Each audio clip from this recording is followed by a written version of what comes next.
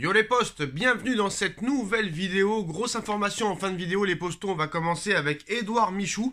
L'agent d'Édouard Michou confirme à Loïc Tanzi d'RMC Sport que son client n'est pas venu au rendez-vous avec Luis Campos ce mercredi. Édouard Michou est très attaché au Paris Saint-Germain. Luis Campos connaît les raisons de sa non-venue à l'entraînement. Je n'ai rien de plus à dire, explique-t-il. Est-ce que Édouard Michou a un avenir au Paris Saint-Germain ? Réponse dans les prochaines semaines. Alors Christophe Galtier et Luis Campos, comme on l'a annoncé hier lors de la vidéo de Nono et Sacha, Christophe Galtier et Luis Campos auraient choisi Gigi Donnarumma en gardien numéro 1 du Paris Saint-Germain cette saison. Donc voilà, c'était un choix déjà travaillé depuis quelques semaines. Donc Christophe Galtier et Luis Campos souhaitent que Gigi Donnarumma soit le gardien numéro 1 du Paris Saint-Germain cette saison. Y aura-t-il un départ de Keylor Navas? Réponse aussi dans quelques semaines. Alors pour Gianluca Scamacca, la Gazzetta dello Sport parle d'un salaire de 3 millions d'euros par an qui augmentera au fil des années. Donc ça va, le salaire n'est pas énormissime. Rendez-vous entre le Paris Saint-Germain et Sassuolo la semaine prochaine. Un accord pourrait alors être trouvé pour un transfert chiffré à 45 millions d'euros plus des bonus. C'est pareil que 50 millions d'euros pour moi, c'est beaucoup trop cher. Pour moi, ça ne vaut pas plus de 30 millions d'euros, surtout après ce que le joueur a démontré ces dernières années. J'espère réellement que Luis Campos ne se trompe pas sur le dossier Gigi Scamacca. J'espère que ça ne sera pas un Icardi numéro 2. Alors, Presnel Kimpembe ne sera pas retenu si une offre de transfert arrive et qu'elle convient au Paris Saint-Germain et aux joueurs. Chelsea suit de près le dossier. Thomas Tuchel pousserait même pour que les Blues formulent une première offre. Il y retrouverait Thiago Silva, son ancien capitaine, ainsi que son ancien coach Thomas Tuchel. Alors que personne au Paris Saint-Germain ne semble s'opposer à un départ de Presnel Kimpembe, Luis Campos étudierait l'hypothèse de recruter un défenseur axial gauche en plus de Milan Skriniar. Donc ça prouve beaucoup de choses, comme quoi Paris ne veut plus de Presnel Kimpembe, ça veut tout dire. Et c'est très clair en tout cas. Alors, initié par l'ancienne direction sportive, les discussions pour un partenariat entre le Paris Saint-Germain et le Sporting Braga sont très bien avancées. Donc Goal France nous explique comment cette connexion a été établie et le rôle d'Antero Henrique. Encore lui, dans ce dossier, tu te demandes réellement si c'est pas Antero Henrique le vrai directeur sportif du Paris Saint-Germain plutôt que Luis Campos. Même s'il n'y a pas réellement de directeur sportif, vu que Luis Campos a été nommé conseiller sportif. Ce n'est pas exactement la même chose, mais presque. Mais t'as envie de expliquer en fait que Antero Henrique, t'as l'impression qu'il travaille beaucoup plus que Luis Campos en interne. Bon, Luis Campos, il a quand même choisi Christophe Galtier, mais apparemment ce serait Antero Henrique qui aurait fait venir Vitinha, et Luis Campos aurait seulement dit oui et donné son aval. Mais alors, apparemment, depuis le début, c'est plus Antero Henrique qui travaille que Luis Campos. Maintenant, Luis Campos va devoir faire ses preuves. Alors, deux idées sont à l'origine du projet du partenariat avec Braga. Prêter des jeunes issus du centre de formation du Paris Saint-Germain qui ont encore besoin de se développer et avoir un accès aux plus talentueux talents issus du centre de formation du Sporting Braga. Donc ça pourrait être intéressant les postos, mais on parle de l'information principale de cette journée, de cette matinée les postos. Ça clash entre Lionel Messi et Kylian Mbappé. Alors que tout se passait bien depuis plusieurs jours, comme vous le savez au Paris Saint-Germain, ça chasser le naturel, il revient au galop malheureusement.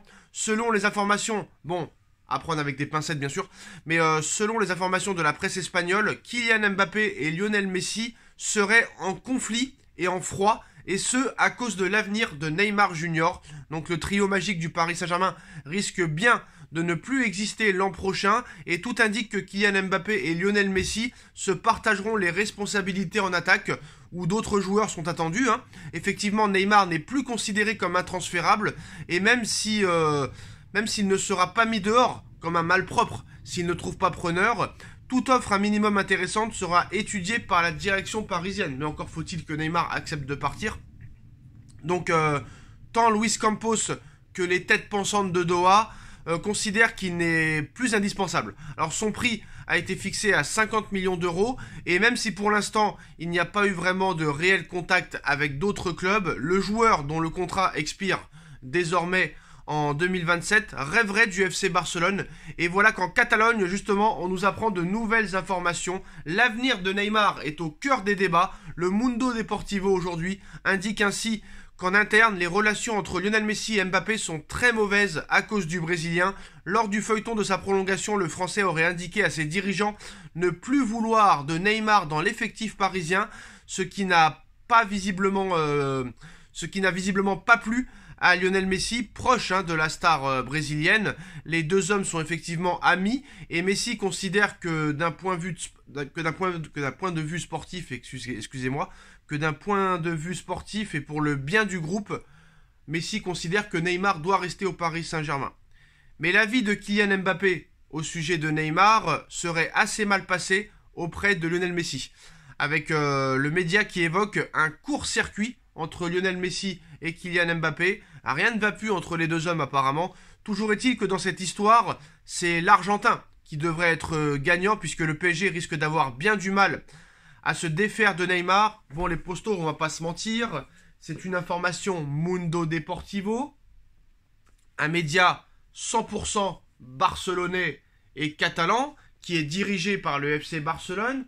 Alors peut-être que oui, le PSG veut se débarrasser de Neymar, peut-être que oui, Neymar aimerait retourner au FC Barcelone, surtout que Lionel Messi n'y est plus. Mais de là à dire qu'il y a un clash entre Lionel Messi et Kylian Mbappé, j'ai du mal à le croire, surtout de la part de ce média, qui est pro-barcelonais. Voilà, bon, moi je n'y crois pas trop. Kylian Mbappé n'est pas un joueur à problème, Lionel Messi n'est pas un joueur à problème. Alors c'est vrai que Lionel Messi, quand tu le vois, il peut paraître assez froid, pas très souriant, mais c'est quand même quelqu'un, j'ai envie de te dire, de droit. Lui et Cristiano Ronaldo n'ont jamais eu de problème extra-sportif ou comportemental dans leur carrière. Donc cette information, j'y crois moyen. Après, c'est possible peut-être que Kylian Mbappé aurait expliqué à ses dirigeants qu'il faut que Neymar se bouge un petit peu le cul pour qu'on ait enfin une équipe compétitive et avec une équipe qui produit du jeu. Ça, c'est tout à fait possible.